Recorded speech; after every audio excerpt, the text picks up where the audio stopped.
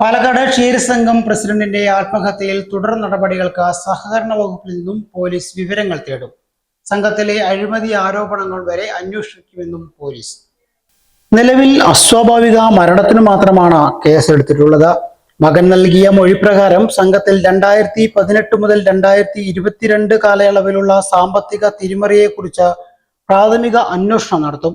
വിശദമായി അന്വേഷണം നടത്തണമെങ്കിൽ ക്രമക്കേട് നടന്നതുമായി ബന്ധപ്പെട്ട ഓഡിറ്റ് റിപ്പോർട്ട് പോലീസിന് ലഭിക്കണം.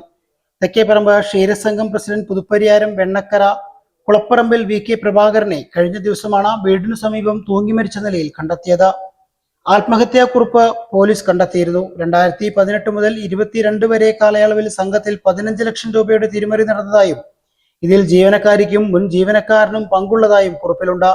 ഇതിന്റെ ഉത്തരവാദിത്തം പ്രസിഡന്റായ തനിക്ക് നേരെ വരുമോ എന്ന പ്രഭാകരൻ ഭയപ്പെട്ടിരുന്നുവെന്ന മകൻ പോലീസിൽ മൊഴി നൽകി.